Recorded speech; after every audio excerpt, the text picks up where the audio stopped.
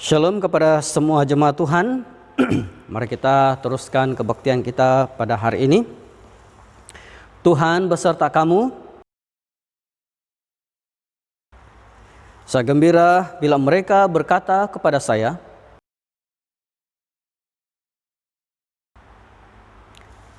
"Hai, marilah kita menyanyi kepada Tuhan."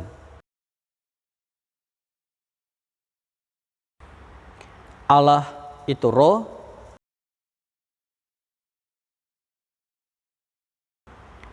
kemuliaan kepada Allah Bapa, Anak, dan Roh Kudus.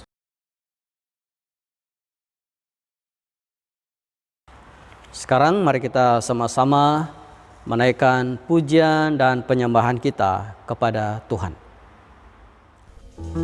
Haleluya, biarlah segala yang bernapas memuji nama Tuhan. Haleluya. Oh, oh, oh. Yesus datanglah, Rajaku datanglah.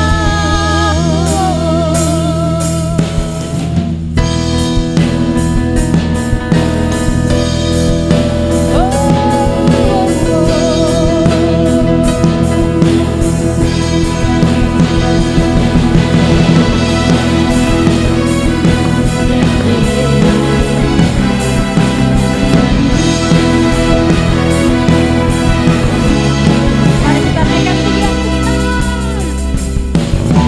Tiba saatnya kami berkumpul bersama dari setiap suku dan bangsa, berdiri di hadapan tahta Anak Domba, satu suara menyatakan keselamatan dari Allah yang hidup dan bertata. Kami naikkan pada Anak Domba,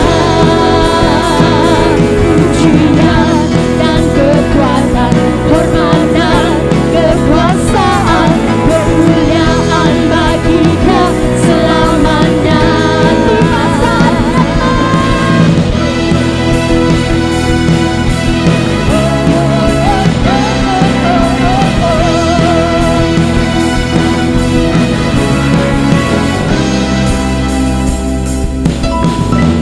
tiba saatnya kami berkumpul bersama dari setiap suku dan bangsa. Berdiri di hadapan tahta Anak Domba, satu suara menyatakan keselamatan dari Allah yang kudus dan bertata. Kami naikkan pada Anak Domba, pujian, pujian dan kekuatan, hormat dan kekuasaan, kemuliaan bagi Dia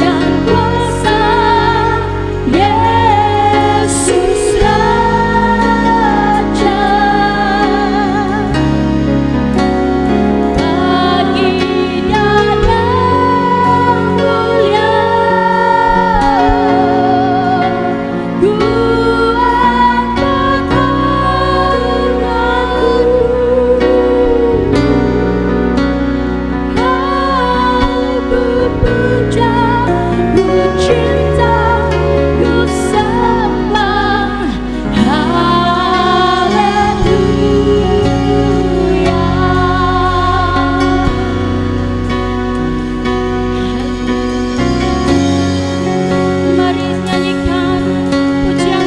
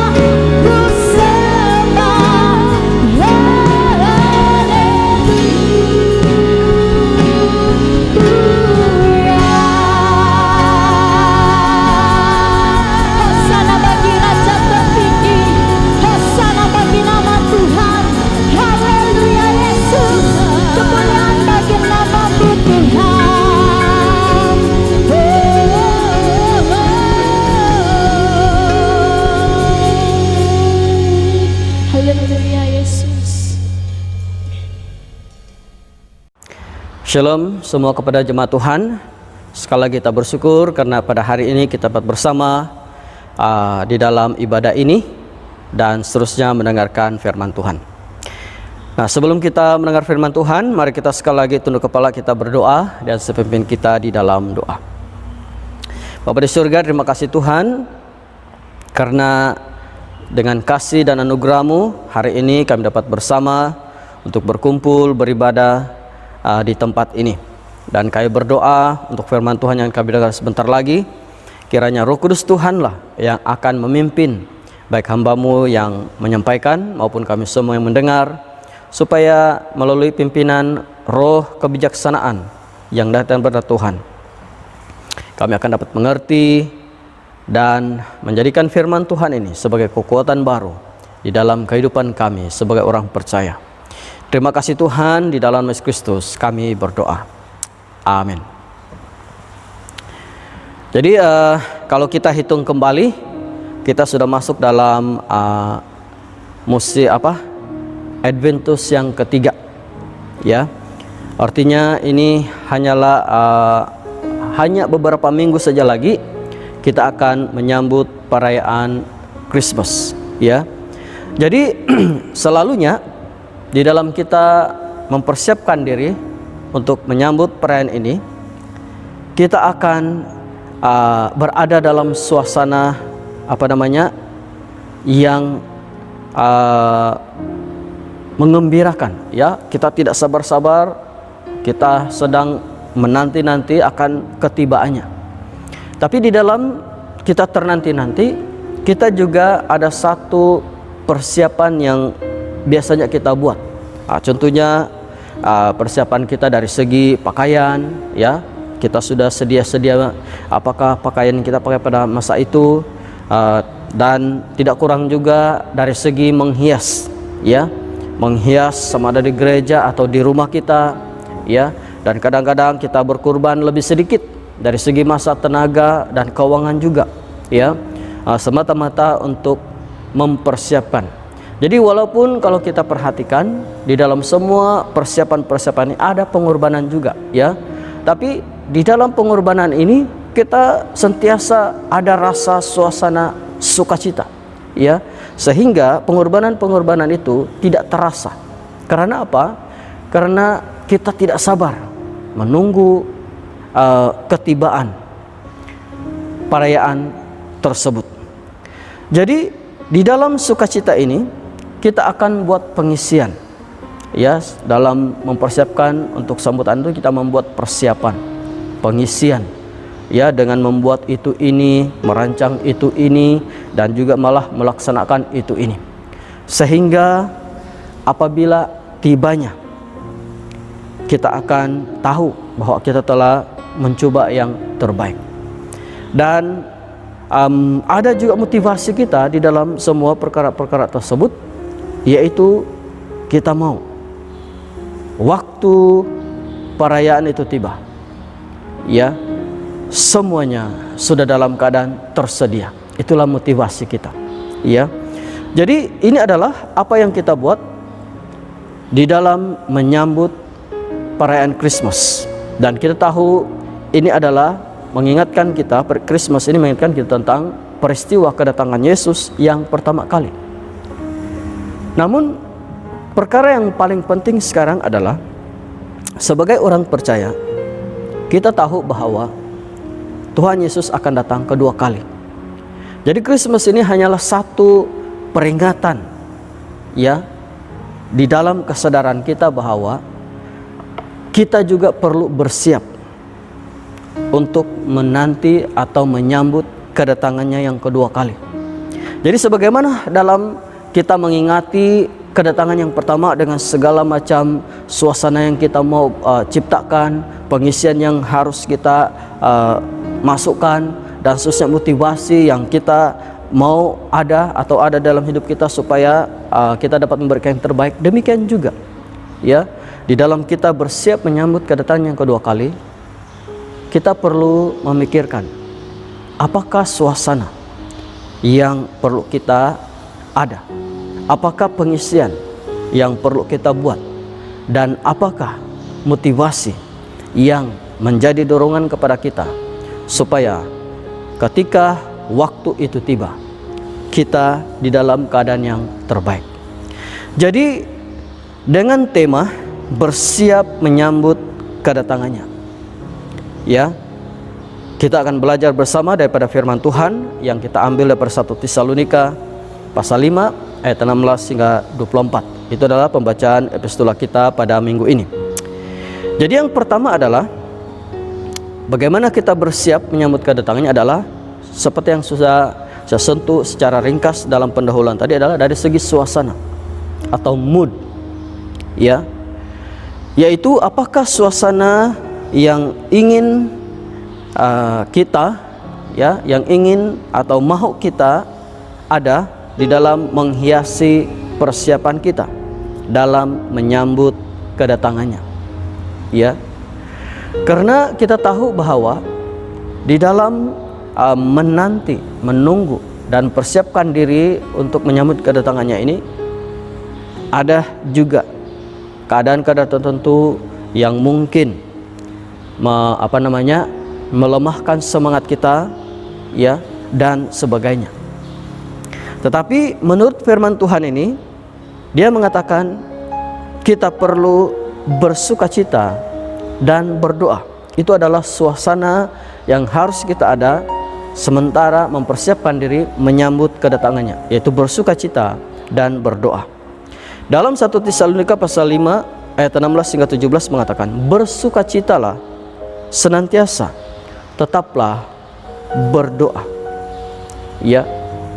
Jadi kalau kita perhatikan bahwa firman Tuhan di sini mau supaya kita di dalam kita bersiap menyambut kedatangannya. Dalam konteks kita hari ini adalah kedua kali. Kita perlu sentiasa bersukacita dan tetap berdoa. Nah, apa maksudnya di sini? Nah, kembali kepada persiapan kita dalam merayakan Christmas, ya. Kita tahu bahwa di dalam kita mempersiapkan diri menyambut Christmas, ya, tidak semua suasana itu kita akan lalui dengan gembira. karena kita memikirkan mau beli itu tapi uangnya macam mana, mau bersiap itu tapi sumbernya macam mana, dan sebagainya dan sebagainya.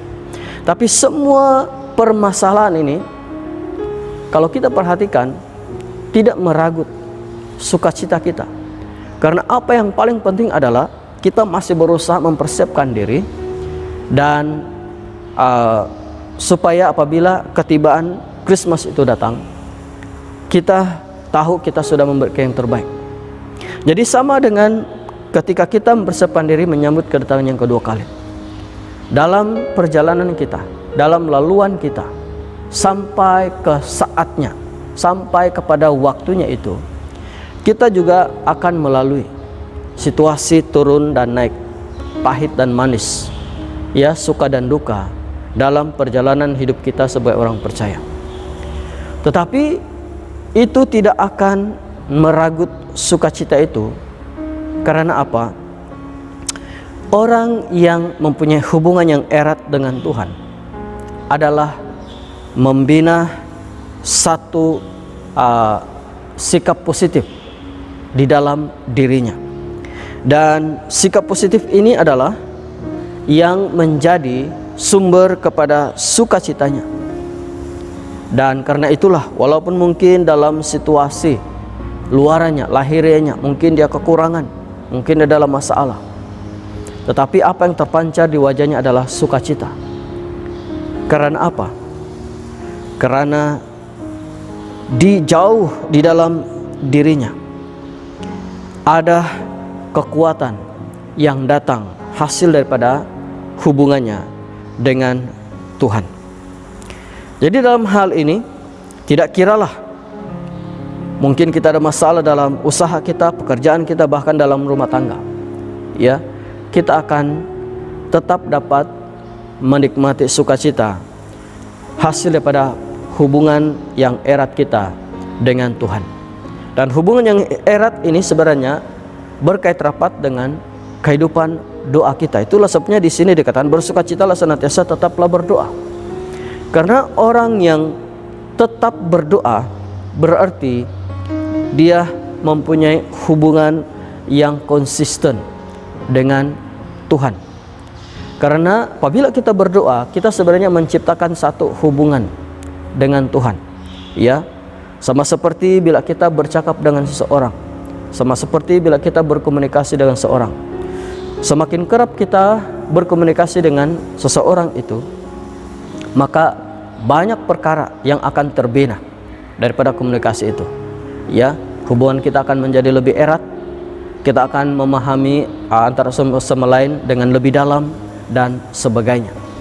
Jadi sama, bila kita sentiasa berdoa kepada Tuhan, kita sebenarnya mencipta satu suasana atau satu hubungan yang erat. Dan perhubungan inilah yang menjadi sumber, yang menjadi satu energi positif dalam diri kita. Dan sebagai hasilnya di dalam keadaan apapun, kita akan tetap dapat merasakan sukacita di dalam hidup kita.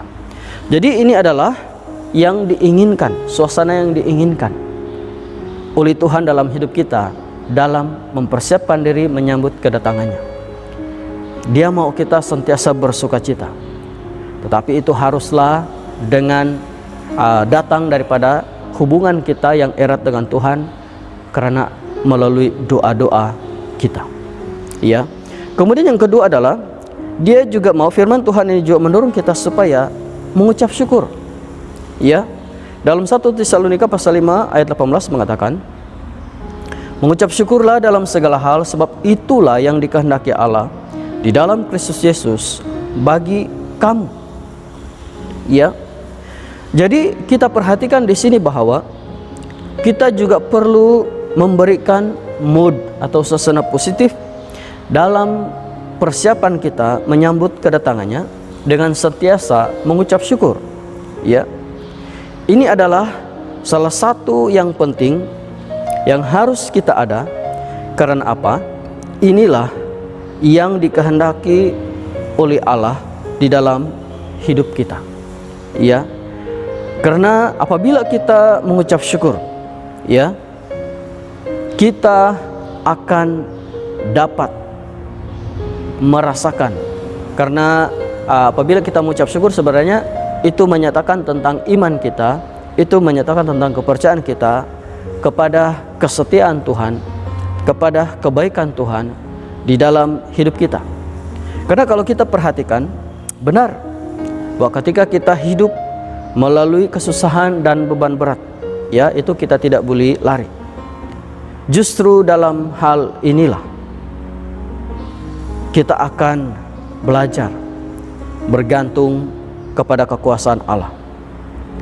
Ya, dan ketika kita berada di dalam badai, melalui badai, justru di dalam situasi inilah kita akan melihat bagaimana Tuhan setia dan menyertai kita senantiasa. Jadi maksudnya dengan sentiasa bersyukur akan menjadikan sambutan kita menjadi lebih sempurna. Karena pastinya di dalamnya ada sukacita yang sentiasa menghiasi suasana persiapan tersebut. Oleh itu, bagaimana kita menciptakan suasana atau mood sementara kita mempersiapkan diri dalam menyambut kedatangannya? Kita perlu sentiasa bersukacita, berdoa, dan mengucap syukur. Sebab dengan semua ini kita akan menjadikan persiapan kita, walaupun banyak pengorbanan, menjadi sesuatu yang menggembirakan kita, sehingga kita tidak akan sadar pun apa pengorbanan yang telah kita buat, apa yang telah kita lepaskan semata-mata untuk mendapatkan yang terbaik bagi mempersiapkan diri kita dalam menyambut kedatangannya yang kedua kali. Nah, perkara yang kedua adalah mengenai pengisian, yaitu apakah yang perlu kita buat sementara bersiap menyambut kedatangannya. Nah, yang pertama, sekali lagi berdasarkan pada firman Tuhan dalam 1 Tesalonika ini adalah dia katakan, jangan padamkan roh. Dalam 1 Tesalonika pasal 5 ayat 19 hingga 20 mengatakan, janganlah padamkan roh, dan janganlah anggap rendah nubuat. Nah, dalam hal ini kita percaya bahwa Roh Kudus telah berdiam di dalam hati kita, yaitu maksudnya orang yang percaya. Dan apa yang Roh Kudus yang selalu lakukan adalah mengingatkan kita untuk melakukan kehendak Allah. Ya, dia seperti kalau jam, dia seperti alam, di mana dia akan mengingatkan kita, dia akan berbunyi bila kita telah setkan dia untuk masa-masa tertentu, supaya jam sekian saya perlu bangun, kita kasih bunyi. Jadi dia seperti alam. Tapi dalam konteks ini, roh itu sendiri yang akan seperti monitor, ya, di mana bila ada sesuatu perkara yang kita tahu kita lakukan tidak sesuai dengan kehendak Tuhan, di dalam hati kita roh ini akan mula mengingatkan kita. Dan ini memberikan kita satu gambaran atau memberikan kita satu jawaban kenapa firman Tuhan di sini mengatakan jangan padamkan roh. Karena rupanya Roh Kudus Tuhan yang ada dalam hidup kita ini adalah satu elemen, ya, satu bentuk kehadiran Allah yang sangat penting di dalam hidup kita. Karena dialah yang sentiasa mengingatkan kita untuk hidup sesuai dengan kehendak Tuhan. Selain pada itu, kalau kita perhatikan, ya, roh ini juga yang akan bersaksi bersama-sama dengan roh kita, yang mana dia akan beritahu kita bahwa kita ini adalah anak-anak Allah. Dan inilah sebenarnya kesaksian yang sangat besar kepada kita, karena ia menjadi dasar yang kukuh kepada kepercayaan kita, kepada iman kita, sehingga kita menjadi lebih yakin menyambut kedatangannya, karena yakin kita adalah miliknya. Seperti seorang menantikan ya seorang bapaknya daripada perantauan. Ya, bila kita sudah tahu bahwa ayah kita atau siapa-siapalah yang sangat dekat dengan kita akan kembali, ya, kita akan sentiasa dalam keadaan bersemangat, berkobar-kobar. Apa yang membuatkan kita sedemikian? Karena pengetahuan kita telah bersaksi kepada kita yang itu adalah Bapak kita dan kita ini adalah anaknya. Jadi sangat berbaloi dengan segala macam usaha dan pengorbanan sekalipun untuk menantikan kedatangannya. Jadi sama seperti itu, apabila roh itu bersaksi bahwa kita ini adalah anak Allah, maka adalah sesuatu yang sangat berbaloi untuk terus-menerus bersemangat menanti atau mempersiapkan diri dalam menanti kedatangannya. Berbeza kalau sekiranya tidak ada satu keyakinan yang diberikan kepada kita, maka kita tidak akan terlalu gairah, kita tidak akan terlalu bersemangat ketika kita tahu dia akan datang. Ya, jadi itulah sebabnya mengapa dikatakan di sini janganlah padamkan roh, karena ini adalah satu kekuatan kita dalam persiapkan diri menyambut kedatangannya. Selain pada itu, firman Tuhan juga dalam Zekaria pasal 4 ayat 6 mengatakan, bukan dengan keperkasaan dan bukan dengan kekuatan, melainkan dengan rohku. Bermaksud dia menghendaki agar kita hidup di dalam rohnya. Itulah hidup yang akhirnya menghadirkan karakter Kristus dalam hidup kita. Jadi yang pertama tadi, mengapa kita jangan padamkan roh ini? Karena roh itu bersaksi kita ini adalah anak-anak Allah. Dan yang penting, karena itu berarti kita tidak akan sia-sia menanti, mempersiapkan diri menyambut kedatangan Bapa kita, ya Abba, ya Bapa. Seperti mana roh memimpin kita, memanggil Allah kita. Kemudian roh ini juga memastikan kita hidup di dalam rohnya, karena dengan demikian itu akan menghadirkan karakter Kristus dalam hidup kita.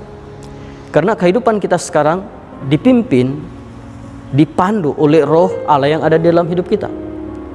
Ya, orang yang memadamkan roh, bila saya bercakap tentang memadamkan, tidak berarti roh itu boleh hilang, tidak berarti roh itu boleh mati. Ya, jangan salah paham. Ya, tapi apa yang dimaksudkan di sini adalah seperti kita tidak mengizinkan dia. Ya, seperti kita mempasifkan roh Allah itu dalam hidup kita. Roh itu ada, tapi kita yang tidak membiarkan dia. Kita lebih menguasai kehidupan kita, kita lebih menguasai segala tindak tanduk kita. Ya, itu maksudnya memadamkan roh. Ya, kita tidak mengizinkan roh itu bekerja. Tapi kalau kita tidak memadamkan roh, itu berarti kita membiarkan roh itu bekerja. Jadi bila kita di dalam Kristus, maka karakter Kristus itulah yang akan muncul dalam kehidupan kita. Dan apatah lagi seperti mana dikatakan dalam Roma pasal 12 ayat 11, di mana dia katakan di sini, janganlah hendaknya kerajinanmu kendur, biarlah rohmu menyala-nyala dan layanilah Tuhan. Ini mengingatkan kita tentang betapa pentingnya roh itu sentiasa, bukan saja kita tidak akan padamkan, tapi justru kita biarkan dia terus menyala-nyala. Karena inilah yang menjadi semangat kita, terutama di dalam kita mempersiapkan diri menyambut kedatangannya. Kita perlukan semangat ini, dan semangat ini kita dapatkan melalui roh yang kita bebaskan berkarya, berkreatif dalam hidup kita sebagai orang percaya. Jadi dengan membiarkan roh dalam hidup kita, ini akan memastikan kehidupan kita sentiasa terisi dengan segala perkara yang berkenan kepada Kristus. Dan saya percaya ini akan membuatkan kita tidak akan merasa lemah, tidak akan merasa bosan, tidak akan merasa seperti segala sesuatunya tidak ada arti dalam apa yang kita lakukan sementara kita mempersiapkan diri menyambut kedatangannya. Justru kehidupan akan menjadi lebih menarik. Justru kehidupan akan menjadi lebih bersemangat. Karena Roh Allah sedang menyala-nyala di dalam hati kita. Dan ini juga akan membuat kita peka. Yang dimaksudkan dengan jangan anggap rendah nubuat-nubuat. Karena apabila Roh berkarya bebas dalam hidup kita, kita akan boleh melihat dan menilai tanpa mengabaikan perkara-perkara yang penting yang mungkin datang daripada nubuat-nubuat. Tapi apa yang lebih penting adalah Roh itu harus ada dan berkuasa dalam hidup kita, sehingga kita boleh menilai apakah yang benar dan yang tidak. Dan itulah sebabnya pengisian yang kedua mengatakan kita perlu menguji segala sesuatu. Ya, dalam 1 Tesalonika pasal 5 21-22 mengatakan, ujilah segala sesuatu dan peganglah yang baik. Jauhkanlah dirimu dari segala jenis kejahatan. Dan kembali kepada Tesalonika ini kita perlu merujuk sedikit tentang konteks penulisan Tesalonika ini. Di mana pada waktu itu Tesalonika adalah sebuah kota yang terbesar dan seterusnya menjadi ibu kota bagi provinsi di Makedonia, ya. Jadi sudah pastilah dengan situasi ini, dengan mudah saja informasi masuk, banyak maklumat yang diterima oleh penduduk kota ini, khususnya berhubungan dengan kepercayaan-kepercayaan yang pastinya berkait rapat dengan kesan kepada iman-iman orang-orang di sana, kepada iman penduduk-penduduk di sana. Jadi atas sebab itulah Rasul Paulus mengingatkan mereka supaya mereka harus menguji kepercayaan-kepercayaan ini. Ya, jangan dengar dan terima begitu saja dengan mudah. Dan dalam hal ini sudah pastilah itu bermula dengan diri mereka sendiri. Mereka harus sentiasa menguji atau melihat posisi diri mereka di hadapan Tuhan. Dan untuk ini mereka harus mempunyai satu hubungan. Dan kembali lagi kepada jangan padamkan roh tadi. Karena roh itulah yang akan memimpin kita kepada suatu perbezaan, sehingga kita boleh memegang apa yang baik. Baik maksudnya di sini yang benar di hadapan Tuhan. Dan kemudian menjauhkan diri daripada segala kejahatan. Tidaklah sampai kita ke tahap menghakimi. Artinya kita yang menjadi orang yang menentukan ini salah, ini benar. Ya, tapi apa yang dimaksudkan di sini adalah ini adalah penilaian kita berdasarkan kepada pimpinan Roh Allah yang ada di dalam hidup kita. Dan ini penting karena dalam perjalanan kita, ketika kita menyambut kedatangannya, kita juga akan menerima pelbagai maklumat, informasi, kepercayaan, pengajaran, dan sebagainya. Kalau pengisian kita salah, maka persiapan kita juga akan menjadi salah. Itulah sebabnya betapa pentingnya pengisian ini supaya ketika kita bersiap menyambut kedatangannya, kita berada di dalam keadaan yang terbaik dan kita dapat memberikan yang terbaik. Oleh itu, sekali lagi kita di sini didorong supaya dalam segala hal, ya, kita perlu mempelajari firman Tuhan dengan lebih mendalam. Dengan demikian kita akan dapat membezakan apa yang benar, apa yang berkenan kepada Allah dan sebaliknya. Dan sebenarnya inilah persiapan, inilah bentuk, ya, persiapan penting untuk menyambut kedatangannya, supaya ketika dia datang kita dalam keadaan yang terbaik. baik dari segi iman maupun dari segi perbuatan kita. Jadi setakat ini di dalam kita bercakap mengenai bagaimana kita bersiap menyambut kedatangannya, kita sudah bercakap mengenai suasana, ya. Apakah suasana yang perlu kita ada dalam menyambut kedatangannya? Kita juga sudah bercakap tentang pengisian, ya. Kemudian perkara yang ketiga adalah motivasi. Apakah motivasi yang benar dalam persiapan kita menyambut kedatangannya, ya? Dan ini penting karena motivasi yang benar itu adalah yang akan memimpin kita kepada suatu tujuan dan hasil yang benar.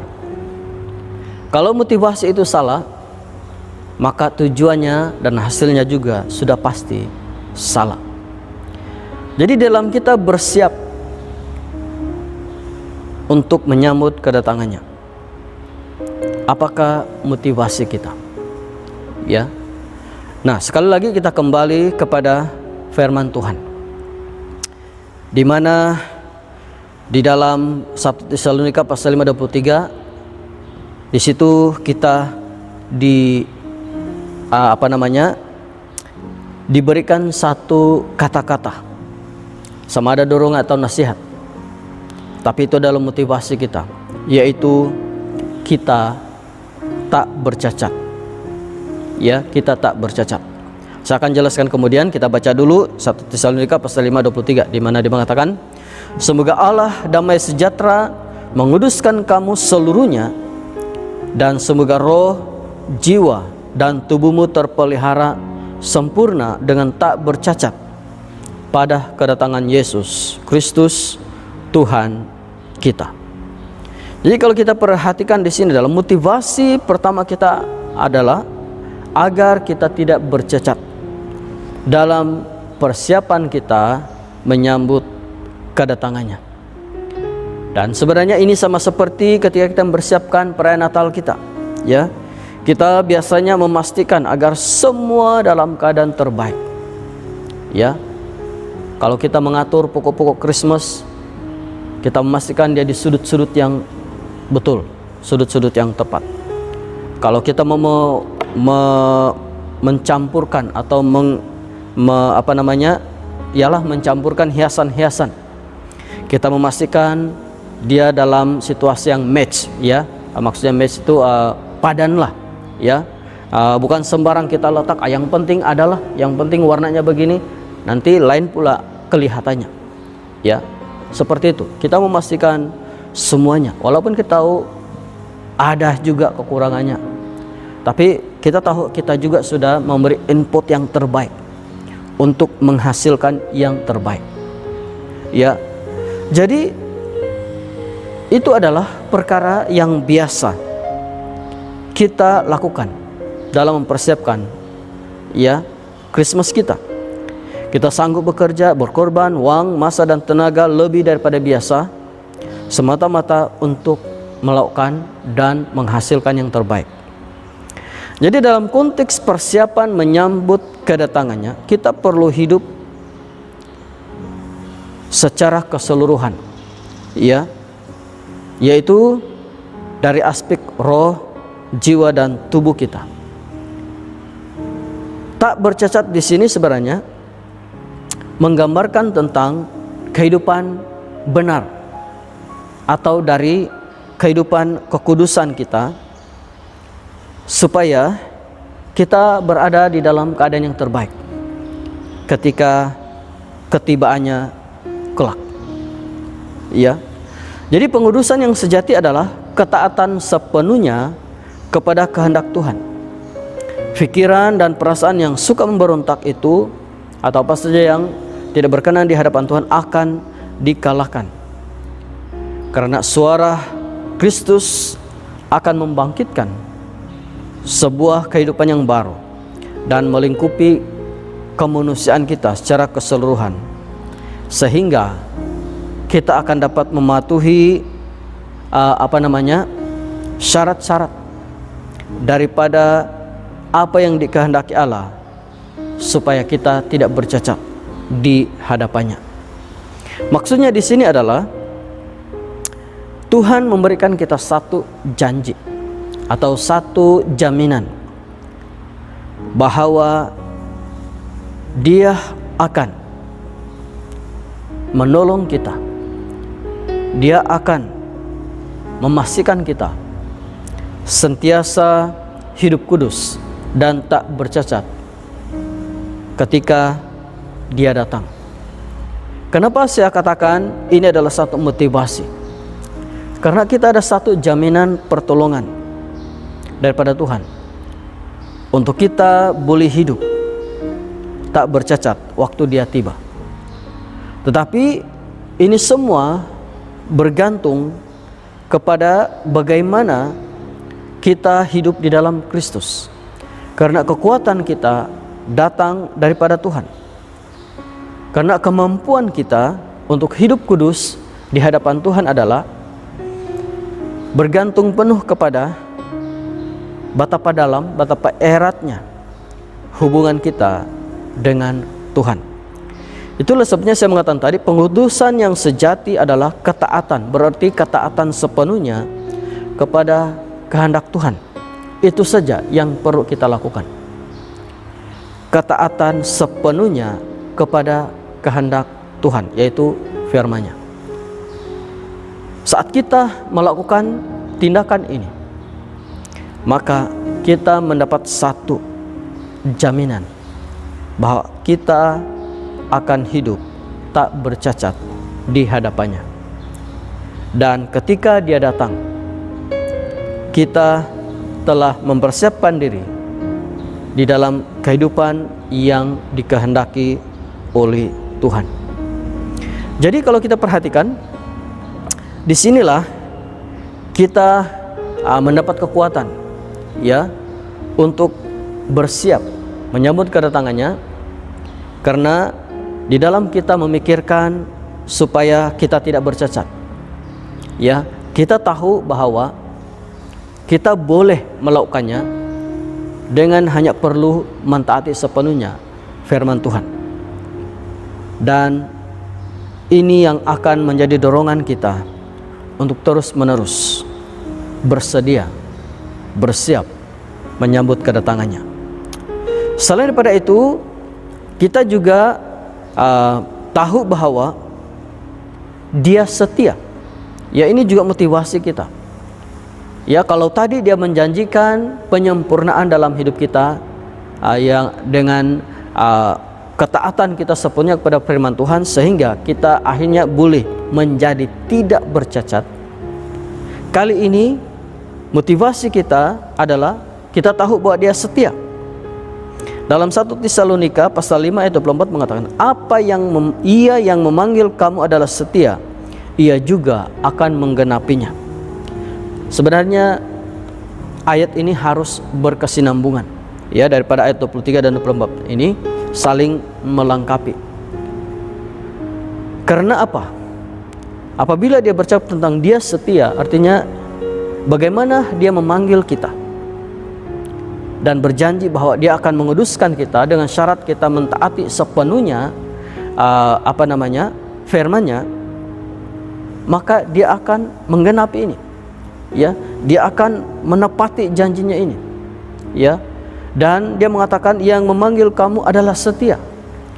Jadi kita yakin sepenuhnya, walaupun secara manusia kita tidak akan sampai dengan apa cara sekalipun tahap kepada kesempurnaan. Artinya kita, baik dari segi tubuh kita, jiwa kita atau roh kita, pastinya ada juga kekurangan di sana sini. Tapi janji Tuhan bahwa kita tak bercacat. Sekiranya kita hidup dan mentaati sepenuhnya kehendak Tuhan.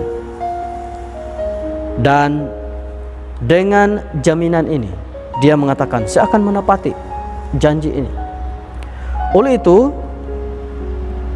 dengan janji kesetiaan Tuhan ini, itu berarti kita mempunyai sebab yang kokoh mengapa kita harus terus kuat dan terus berusaha, bukan saja kuat bertahan dalam menanti kedatangannya, tetapi memberikan yang terbaik di dalam mempersiapkan menyambut kedatangannya. Karena apa? Kita berada dalam posisi kita sekarang ini sebagai orang percaya karena Dia yang memilih kita. Bukan kita yang memilih untuk berada di tempat di mana posisi kita sekarang ini di hadapan Tuhan. Dia yang memilih kita, Dia yang menentukan, dan Dia yang menentukan kematiannya bagi kita. Dan di dalam panggilannya bagi kita, kehendaknya adalah supaya kita menjadi kudus, tidak bercacat. Ya, dalam ayat 24 tadi Dia mengatakan, Ia yang memanggil kamu adalah setia, jauh menggenapinya. Dan Dia tidak hanya berkata sedemikian, tetapi Ia memilih Anda adalah setia, dan Dia juga menggenapinya. Jadi maksudnya di sini, kalau kita perhatikan, Dia telah mengutus anaknya untuk mati bagi kita. Dan sebagaimana hasil daripada janji itu, melalui iman kita, Dia juga akan menggenapinya. Jadi janji inilah yang menjadi kekuatan kita dalam menanti kedatangannya, dan seterusnya mempersiapkan kita. Tidak kira berapa lama pun, ya, kita akan tetap menunggu dengan tidak sabar. Seperti mana kita tidak sabar menanti perayaan Christmas, ya, demikianlah kita tidak sabar menyambut ketibaannya, ya, tidak kira berapa lama pun. Ini karena kita tahu bahwa kita mungkin merasa sangat terbatas dalam usaha dalam menjadi yang terbaik, tapi dengan keyakinan bahwa akhirnya Dia yang akan menyempurnakan kita, maka kita ada kekuatan yang dalam, bahwa di dalam ketidakmampuan kita, Dia ada untuk kita, untuk menyempurnakan kita, sehingga bukan dengan usaha kita, bukan dengan kekuatan kita untuk menjadi tidak bercacat di hadapannya, tapi Dia yang menyempurnakan kita. Dia yang menjadikan kita tidak bercacat di hadapannya saat kita menyambut kehadirannya, kedatangannya yang kedua kali. Jadi jelas sekali di sini bahwa motivasi inilah yang menjadi kekuatan kita sebenarnya. Mengapa sampai hari ini, dan saya berharap sampai bila-bila, sampai akhir nafas kita terus bertahan di dalam apa yang kita telah percaya, ya. Karena ketika kepercayaan lain memberitahu kita bahwa usaha untuk menyempurnakan diri ini, usaha untuk menjadikan kita tidak bercacat ini adalah sesuatu yang mustahil bagi mereka, menurut kepercayaan mereka, kita diberi satu jaminan pasti bahwa benar sebagai manusia itu adalah mustahil.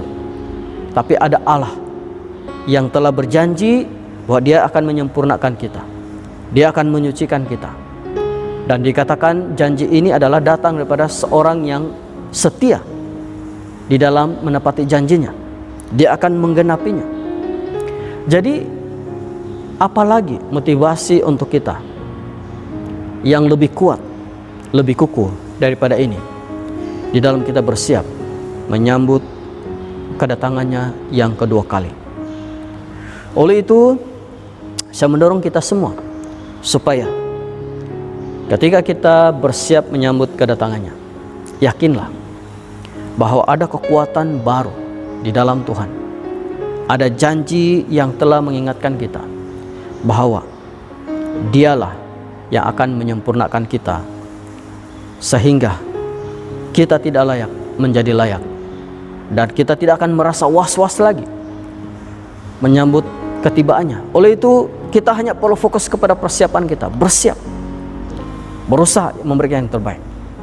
Jadi sebagai kesimpulan bahwa jelas sekali sementara kita benar-benar bersiap dalam segala sesuatu untuk menantikan kedatangan Christmas yang akan tiba dalam masa hanya beberapa minggu daripada sekarang. Ini juga sebenarnya mengingatkan kita tentang perkara yang lebih penting jauh daripada itu, yaitu bagaimana kita bersiap untuk menanti kedatangannya yang kedua kali. Persoalan penting yang perlu kita jawab adalah apakah dan bagaimanakah kita telah bersiap untuk kedatangan yang kedua kali ini. Ya. Jadi semoga dengan apa yang telah kita dengar daripada firman Tuhan hari ini akan memberikan kita pengetahuan dan kekuatan baru untuk hidup semakin benar dengan mentaati seluruh kehendak firman Tuhan sementara kita bersiap menanti kedatangannya. Kita mau supaya perkara ini adalah sesuatu yang kita nantikan dengan tidak sabar, ya, karena kita tahu sebagaimana meriahnya apabila hari Christmas itu tiba. Bayangkan kemeriahan, sukacita, damai sejahtera yang jauh lebih besar apabila kita bertemu dengan Tuhan. Ya, apabila kita telah bertemu muka dengan Tuhan. Saya percaya pada waktu itu sukacitanya adalah sukacita yang maha besar dan tidak tergambarkan. Oleh itu, dorong diri kita, dorong sesama kita tentang jaminan-jaminan, tentang janji-janji, tentang apakah upah yang kita akan perolehi lewat daripada bagaimana kita bersiap menyambut kedatangannya. Semoga Tuhan berkati kita. Mari kita tunduk kepala, kita berdoa. Bapa di surga, sekali lagi kami bersyukur untuk firman Tuhan yang telah kami dengar sebentar tadi. Kami tahu Tuhan bahwa kami di dalam waktu di mana kami telah berada di ambang pintu. Engkau telah berada di ambang pintu, hanya menunggu waktu Tuhan sendiri untuk datang kedua kali. Christmas tahun ini adalah satu peringatan yang mana bagaimana kami bersiap dengan segala yang terbaik, dengan segala yang perlu, dengan sanggup berkorban ini semata-mata untuk memastikan satu perayaan yang meriah. Demikianlah di dalam kami mempersiapkan diri menyambut kedatangan-Mu yang kedua kali. Kiranya kami juga mempunyai suasana pengisian dan motivasi yang sama, malah lebih daripada itu, supaya saat waktu itu tiba kami telah berada di dalam keadaan yang bersiap sedia. Terima kasih Tuhan untuk waktu-waktu seperti ini, untuk suasana-suasana seperti ini. Kami mohon supaya kekuatan Tuhan yang akan terus memimpin kami sampai waktunya tiba. Di dalam Yesus Kristus kami berdoa. Amin. Sekarang semua jemaat dipersilakan duduk. Kita masuk dalam perayaan perjamuan kudus. Ya, marilah kita mengakui dosa-dosa kita bersama-sama. Allah yang penuh belas kasihan, Bapa kami di surga, pencipta kami dan hakim kami. Kami telah berdosa terhadap Engkau dan terhadap semua manusia, baik dalam fikiran, perkataan, dan perbuatan, melalui kelalaian, kelemahan, dan kesalahan yang disengajakan. Kami sekarang bertobat dan benar-benar menyesal sebab kesalahan kami.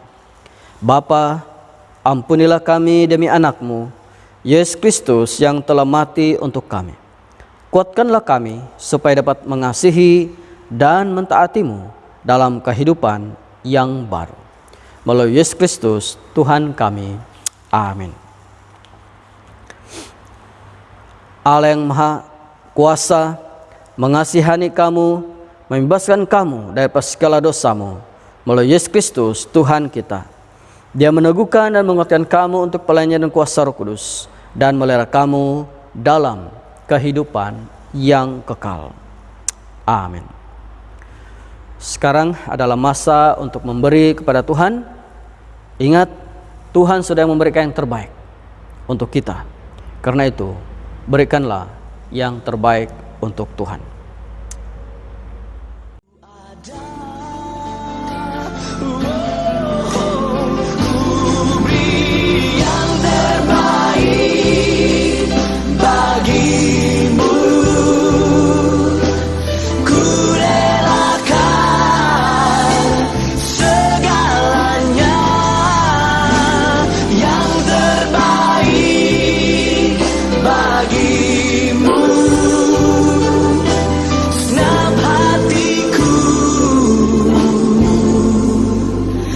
Segenap jiwaku.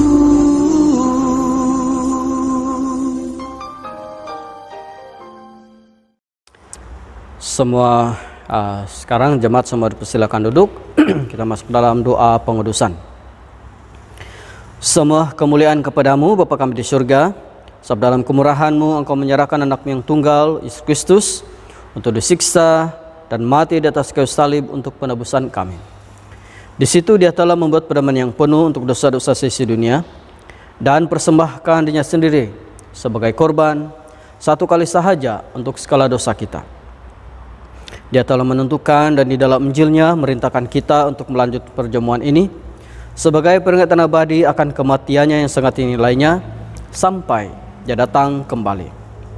Dengarlah kami yang meminta dengan rendah hati, ya Bapa yang berkasihan, dan kurniakanlah supaya milik kuasa Roh Kudus kami yang menerima kurnia-kurnia ini, roti dan air anggur, menurut peraturan anak-Mu Yesus Kristus penyelamat kami, sebagai peringatan akan sengsara dan kematiannya, akan bahagian dalam tubuh dan darahnya yang sangat berharga itu.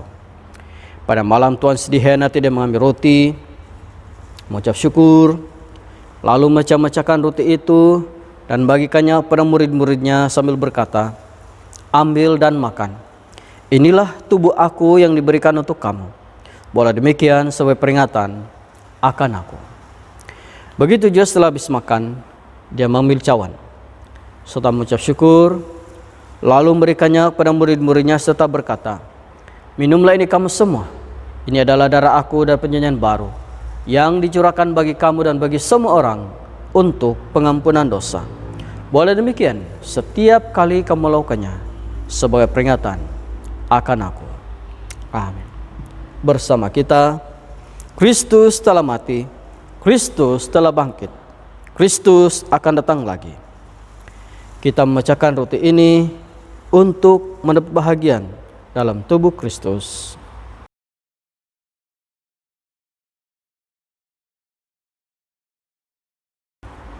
Berbahagialah mereka yang dijemput ke perjamuan domba.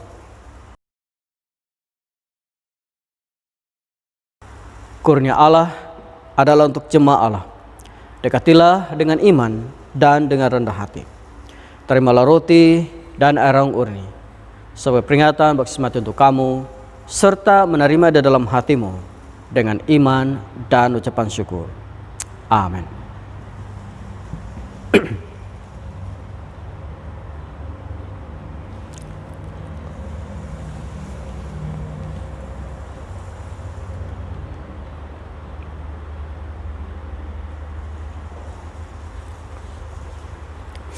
Sekarang pemimpin atau bapak keluarga bolehlah membagikan elemen perjamuan kudus kepada anggota masing-masing.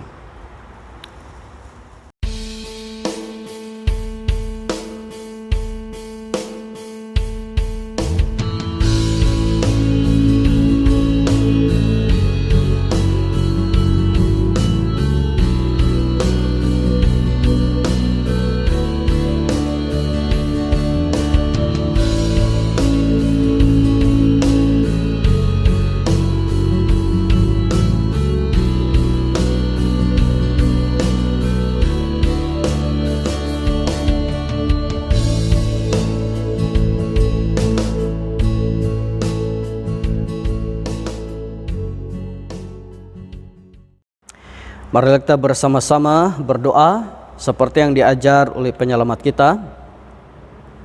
Bapa kami yang di surga, dikuduskanlah nama-Mu. Datanglah kerajaan-Mu, jadilah kehendak-Mu di bumi seperti di surga. Berikanlah kami pada hari ini makanan kami sehari-hari. Ampunilah kami akan dosa-dosa kami, seperti kami juga mengampuni orang bersalah pada kami. Janganlah membawa kami ke dalam pencobaan, tapi lepaskanlah kami daripada yang jahat. Karena Engkaulah yang punya kerajaan, kuasa, dan kemuliaan, sekarang dan selama-lamanya. Amin. Doa syukur bersama. Allah kekal Bapa kami yang di surga, kami mengucapkan terima kasih kepada-Mu yang telah menerima kami sebagai anggota-anggota hidup anak-Mu, Yesus Kristus, penyelamat kami.